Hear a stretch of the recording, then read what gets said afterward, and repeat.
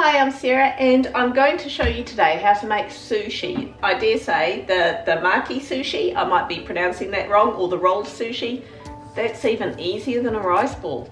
It is so simple and I've been putting it off because I thought, oh, you have to have the mat, you have to have the seaweed. It's not expensive at all. So, first thing you will need is some rice. Now you need short grain rice. They have little packets of Pam's short grain rice at Pack and Save. You don't have to buy specialised sushi rice, it just has to be short grain. So long grain won't work and medium grain won't work very well either. 1 cup of rice I find will do for 2 of these sushi rolls. So about half a cup of rice per sushi roll. I guess it depends on the size of your seaweed sheets that you've got. But 1 cup of rice, 2 cups of water. Now what I do is I add 1 teaspoon of salt and 1 teaspoon of sugar in with the mixture because that just gives it a flavour lift. It doesn't, you can't really taste that in the rice, but it does give it that sort of typical sushi flavour. So what I do is I actually turn the stove top on to full heat, bring it up, let it come to a boil, turn the heat off, replace the lid and just let it cool down completely. And as you can see, when it's cooked, it's cooked perfectly. It kind of has like little holes in the end result. So just let that cool down completely. As for equipment, you want one of these things. Basically they're like lots of bamboo skewers tied together. It's a bamboo sushi rolling mat. I got this at my local Pack and Save for $1.70. So I mean, you know, it's not an expensive piece of equipment by any means. And I dare say you could possibly even do it without this or anything that works in this way. If you've got placemats that are, you know, bendy placemats like this, you could even just use that. Sushi sheets. From my local Pack and Save, there's 10 sheets and it was about $2 to assemble. This is so easy. Obviously you will want to have your fillings on hand. Now, I just keep a little pot of water because the rice I'm using is really sticky and you do need to keep your fingers a bit damp. There is these seaweed sheets. On the packet instructions it says put shiny side down, but both sides are actually quite shiny. But one is just a little bit more textured than the other, so I put the smooth shiny side down, almost at the very edge. Then I'm going to use, because I cooked a full cup of rice, I'm going to use half of that. I'm just going to dampen my fingers slightly. Use my fingers, grab it, lob it on.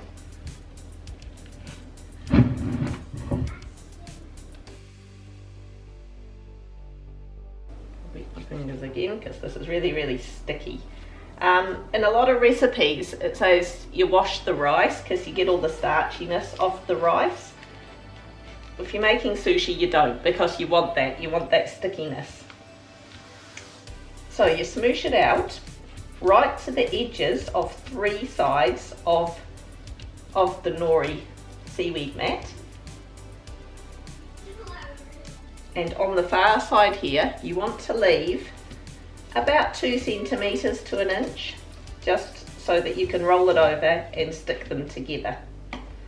Just try and get that. So even as you can, you sort of want it, I mean, I guess it's a personal preference how thick you make the rice layer. I have it about 1 centimetre. Now we just want to prep what we're putting inside.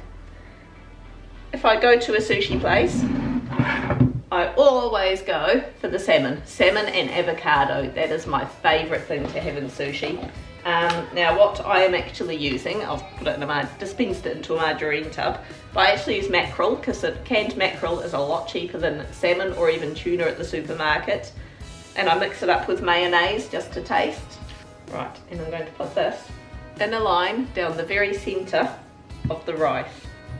I mean, of course, you know, whatever kind of filling you want, you do the same thing, you know, use crunchy. My husband won't be in on this because he doesn't like anything fish. But, you know, crunchy chicken, whatever. You can even put some ham in if you want, I mean. And get some veggie in there. Avocado is excruciatingly expensive at the moment, so I'm going to use some capsicum. The other thing I would potentially put in here is cucumber. But again, they're charging like $5.50 for a whole cucumber right now, so not so much into that. So I've got a bit of red capsicum.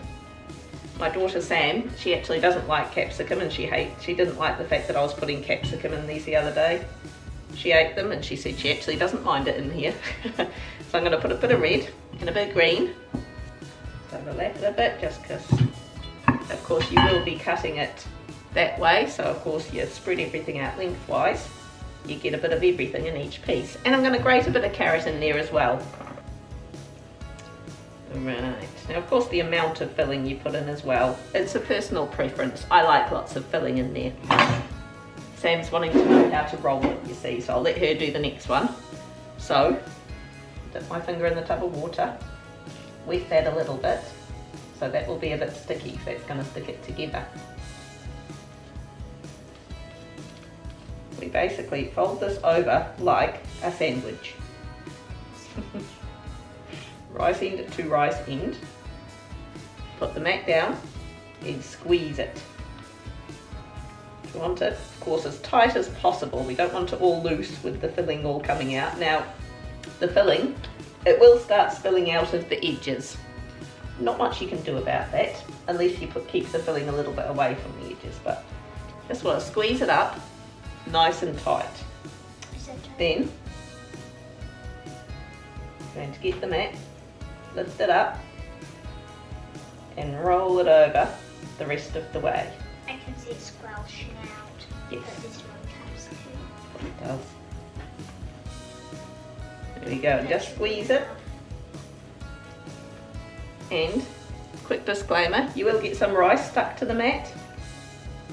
My advice is to actually let that dry and then clean it off, because it's really hard to clean that off. I've seen some people putting cling film or something on the inside of it, but you don't really, it's pretty easy to clean once the rice dries. You know, you might want to trim the edges up, but I'm going to slice that up, show you the inside. Of course, there's always the messy end bit.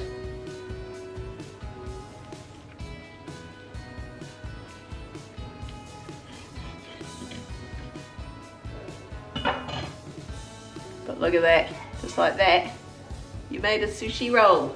Of course, you can just, nothing to stop you eating it just like that. But I'm dainty. I'm going to cut it up into, you know, your traditional sushi pieces.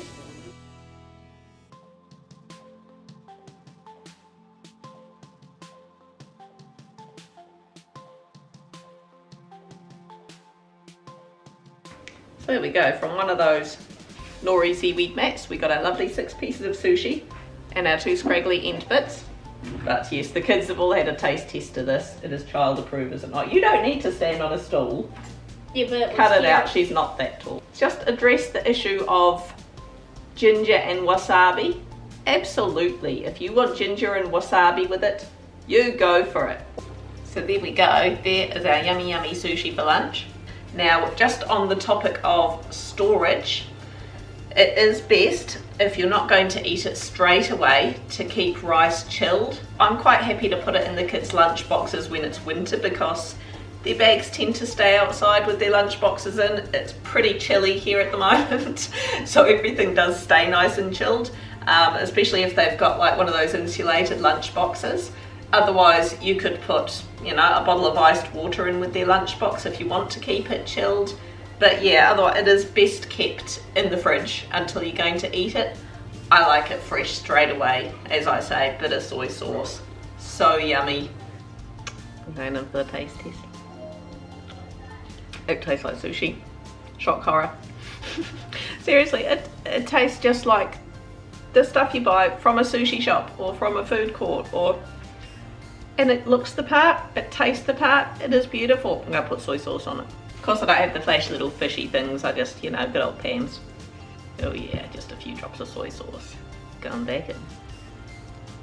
Oh yeah, that just makes it. That just makes it, you gotta have the soy sauce. But that is beautiful, the kids will quaff that. It is really, really nice. Seriously guys, do this. Thank you for watching. Hit the like button, hit the subscribe button right there, and we'll catch you next time. Bye.